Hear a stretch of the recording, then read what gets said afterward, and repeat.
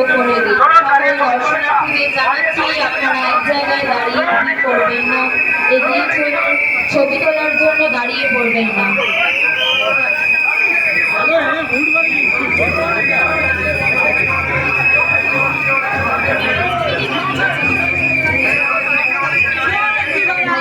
সেখানেই থাকুন,